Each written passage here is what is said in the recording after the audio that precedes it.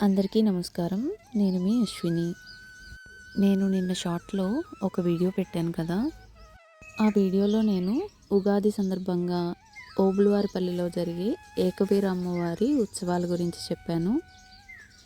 అందులో భాగంగానే అమ్మవారు ఇవాళ తెల్లవారుజామున మా వీధికి ఊరేగింపుగా వచ్చారు.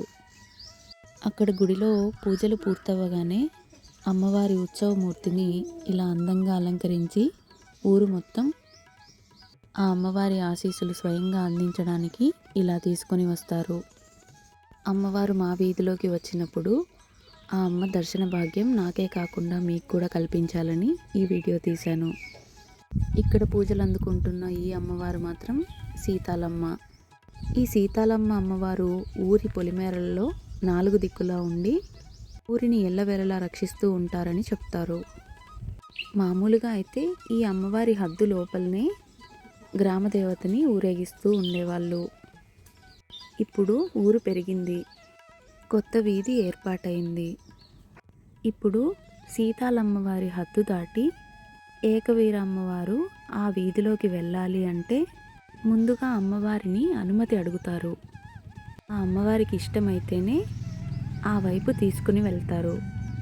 అలా అమ్మవారి అనుమతి కోసం ఇక్కడ కాసేపు ఆగి అమ్మవారికి పొంగలి నైవేద్యాలని సమర్పించి అమ్మవారిని అనుమతి అడుగుతారు. ఇక్కడ చూడండి, అమ్మవారి త్రిశూలం, అమ్మవారు కుంకుమని చూపిస్తున్న చేయి ఎంత అద్భుతంగా కనిపిస్తుందో కదా!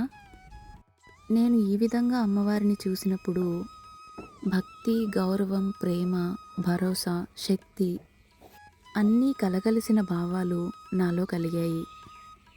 హృదయాన్ని నింపేసే ఈ అనుభూతి మాటల్లో చెప్పలేనిది, మాటలకు అందనిది.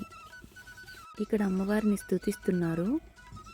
ఇలా నైవేద్యాలు సమర్పించి అమ్మవారిని రకరకాలుగా స్తుతించిన తరువాత, అమ్మవారు అనుమతి ఇచ్చిన తరువాత ఇక్కడి నుంచి బయలుదేరతారు. అమ్మవారి కంటే ముందుగా తలపై మోసుకొని వస్తున్న ఈయన పేరు పోతురాజు.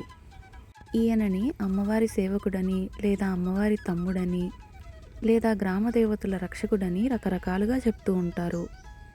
నాకైతే ఆయనని చూస్తే అమ్మవారు వేంచేస్తున్నారు, అందరూ సిద్ధంగా ఉండండి అని హెచ్చరించడానికి ఆవిడ కంటే ముందుగా వెళ్తున్నట్టుగా అనిపిస్తుంది. చాలాసేపు రకరకాలుగా స్తుతించిన తరువాత ఎట్టకేలకి అమ్మవారు అనుమతించారు. అందరూ బయలుదేరుతూ ఊరేగింపును కొనసాగించారు.